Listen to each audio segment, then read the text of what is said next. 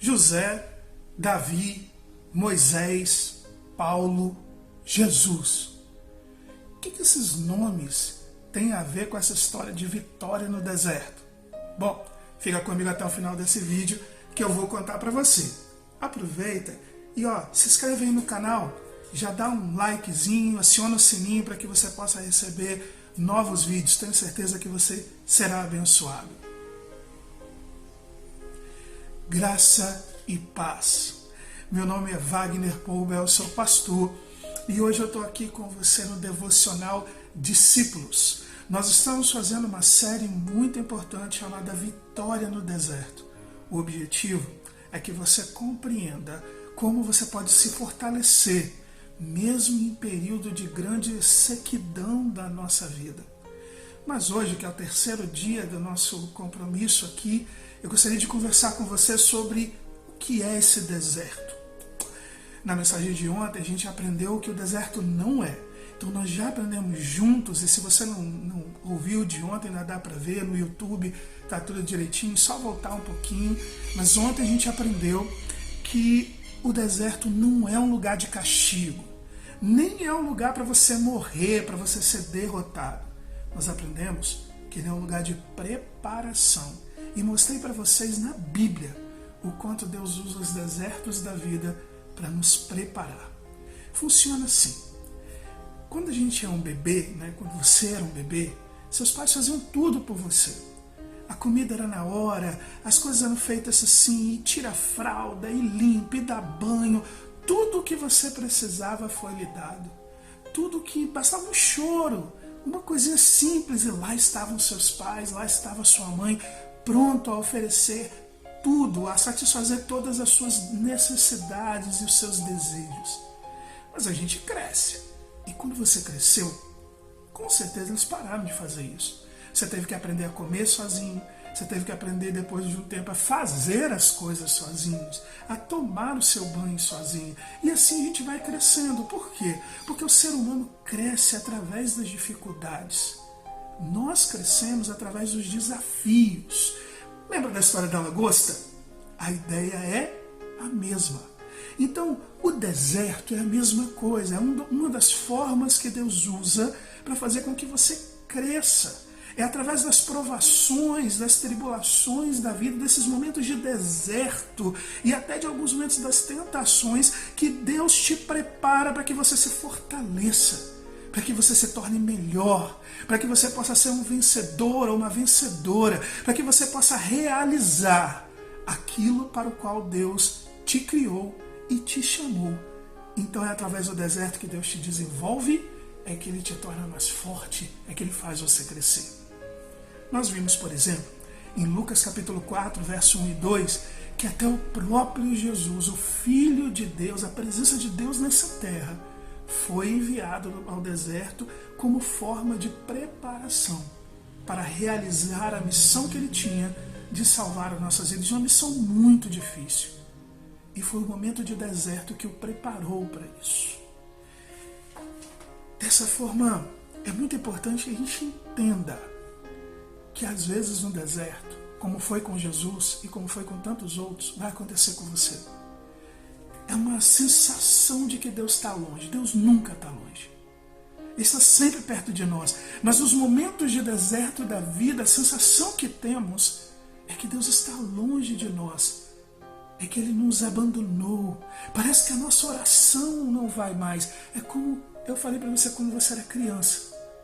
Quer dizer, depois de um tempo você é adulto, não adianta você chorar. Papai e a mamãe não vai mais fazer as coisas. Você vai precisar aprender a fazer. A diferença é que Deus sempre estará nos dando as coisas, mas Ele quer que a gente aprenda a buscá-lo. Ele quer que a gente aprenda a crescer. Então no deserto nós nos sentimos sim sozinhos.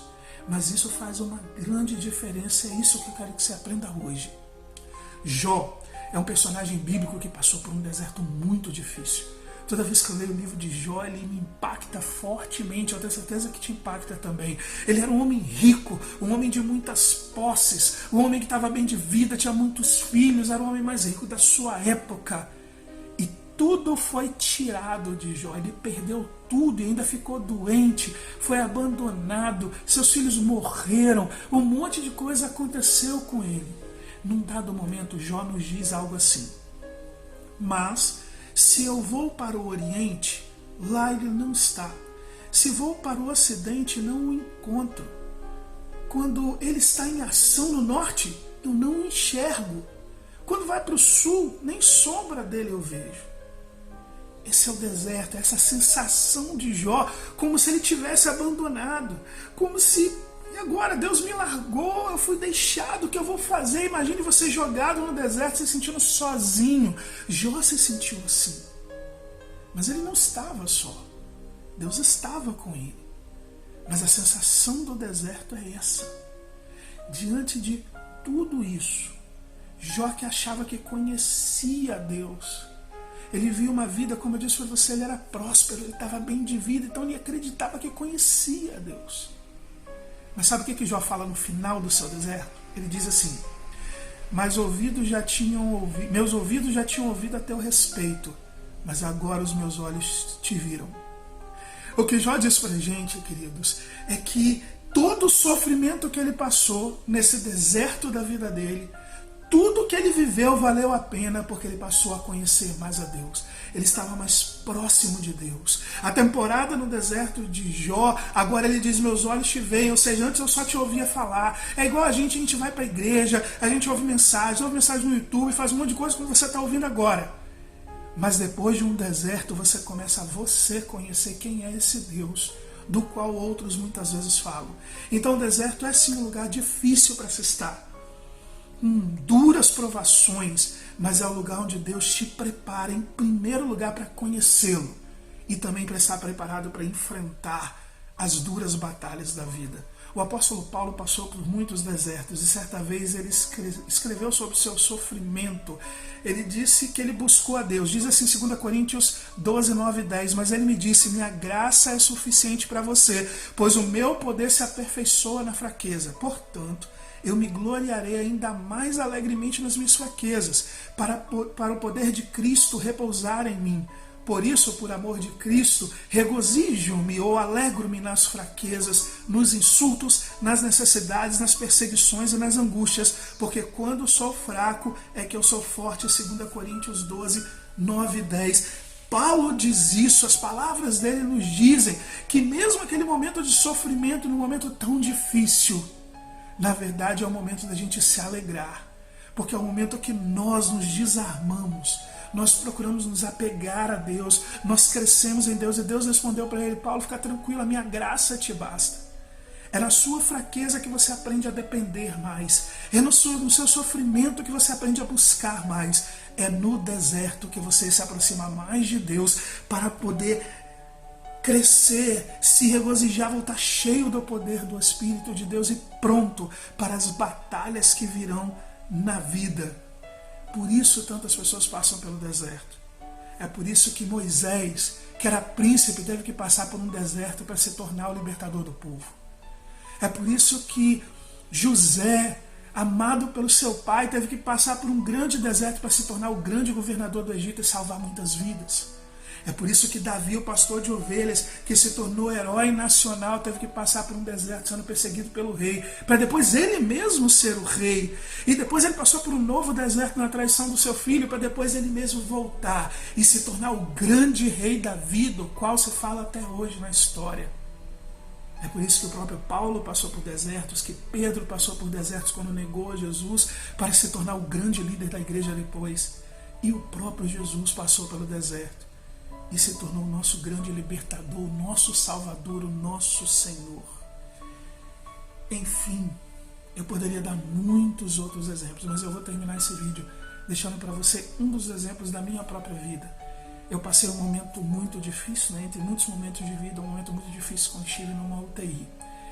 E uma das coisas que eu me lembro claramente é que teve dias, depois de quase 30 dias, teve dias que eu chorava e chorava, me sentindo plenamente sozinho. Deus me ensinou muitas coisas naquela UTI. Uma delas foi que eu estava extremamente ativista e estava deixando minha família de lado. Eu me lembro que um dado momento eu estava chorando sozinho. Uma das coisas que veio no meu coração era que eu tinha prometido à minha filha do meio a brincar com ela, a fazer algumas coisas. E de tantas atividades como pastor, e cuidando das pessoas e fazendo tudo, já tinha mais de 6 meses que eu não tinha simplesmente montado o brinquedo que eu tinha prometido brincar com ela. Tinha muito mais de 6 meses, já tinha quase 1 ano que ela tinha ganho aquele brinquedo. E eu tinha prometido montar o brinquedo e não tinha montado.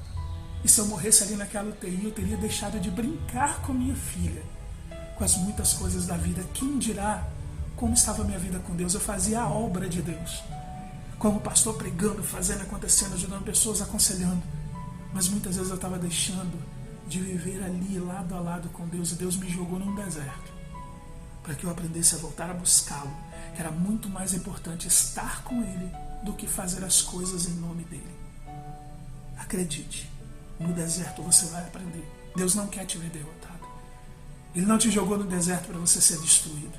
Ele te jogou para te fortalecer, para mudar a sua vida, para mudar a sua história, para você se aproximar dEle fielmente e realizar a grande obra que Ele tem para a sua vida e a sua família. Que Deus abençoe muito a sua vida. Se você está assistindo esse devocional no YouTube, dá um like aí, por favor, se inscreve no canal e compartilha com alguém que pode ser abençoado. E deixa também os comentários, gostou desse vídeo, gostou dessa devocional? Deixa um comentário para mim, vai ser muito legal. Você pode também pedir alguma coisa, algum vídeo, e eu prometo que eu vou estudar o que tiver que estudar na palavra e preparar a mensagem que você pedir, tá bom? Que Deus abençoe muito a sua vida, a vida da sua família, e até amanhã, se Deus quiser.